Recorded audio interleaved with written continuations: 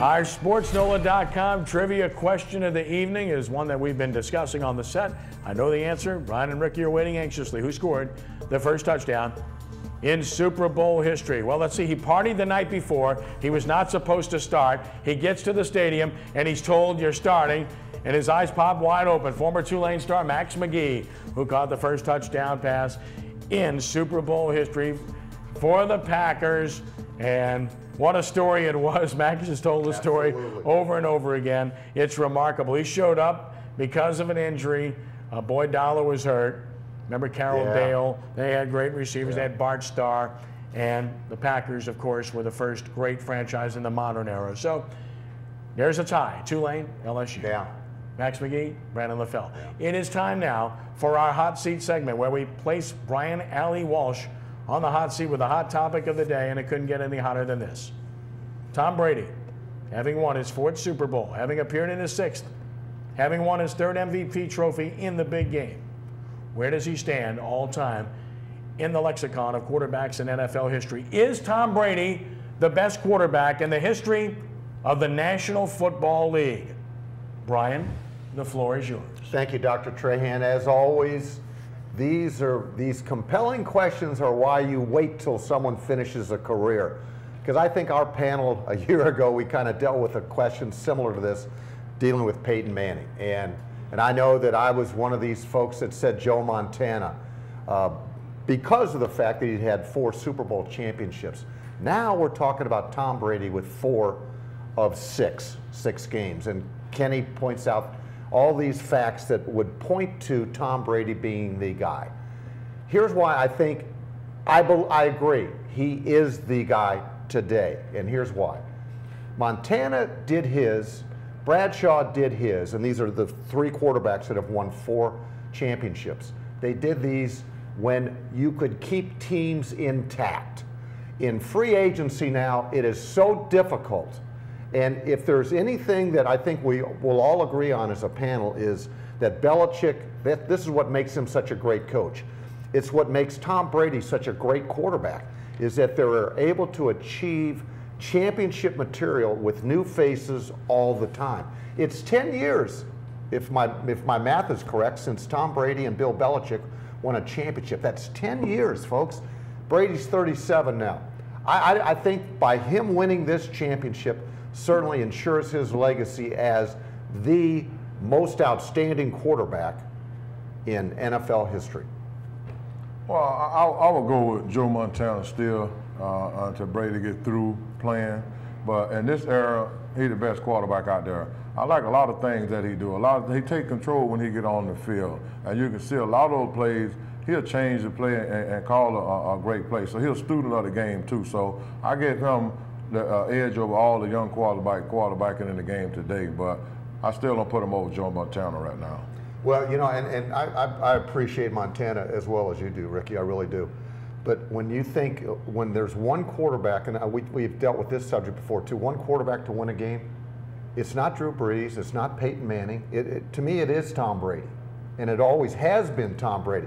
There is something about Tom Brady that does instill that confidence to everybody and makes the best.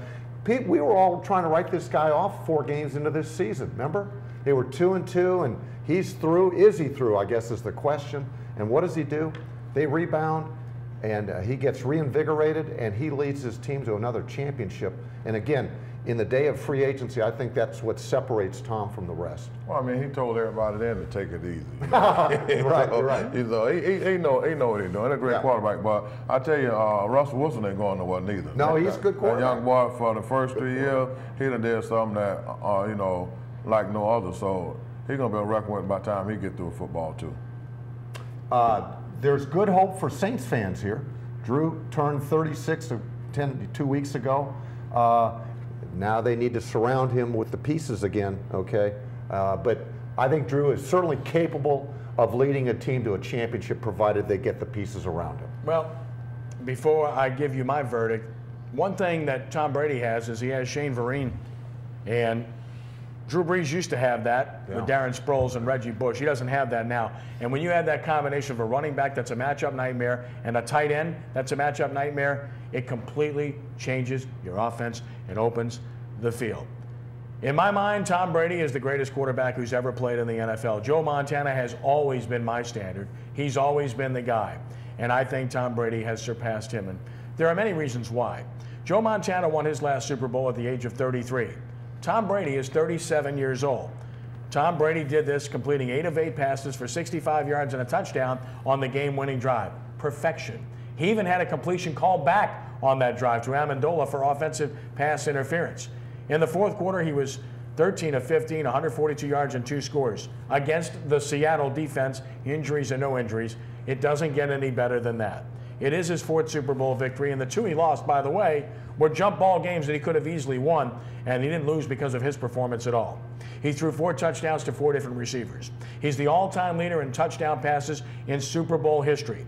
I could keep going if you'd like me to digress.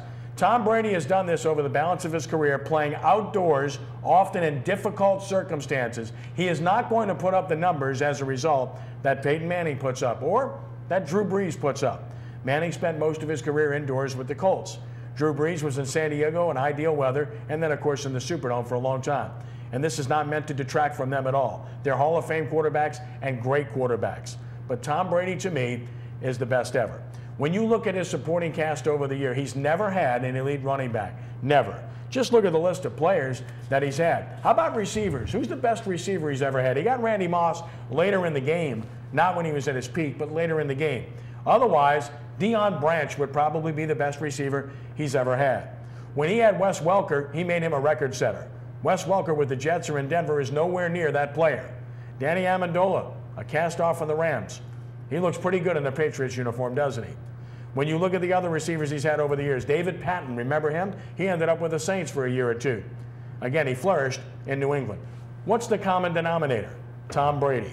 And Brian correctly points out that things have changed. Plan B did not kick into the turn of the 90s. In 1992, when Plan B kicked in, you started to have free agency. Up until that point, you could keep teams together. Joe Montana, in my mind, the greatest ever until now, had a cast of characters that remained around him, from Jerry Rice to John Taylor to Brent Jones to Tom Rathman to Roger Craig to Harris Barton and the like. They stayed the same over an extended period of time. And when you look at the Steelers, Terry Bradshaw won 4, Franco was there, Blyer was there, Swan was there, Stallworth was there, Cunningham was there, Webster was there, Cole was there. They never changed. Brady does it as a revolving door with the people around him. He's the common denominator with Belichick. He makes people better. He's simply the best. Back in just a moment as we continue with Sports NOLA TV on WHNO.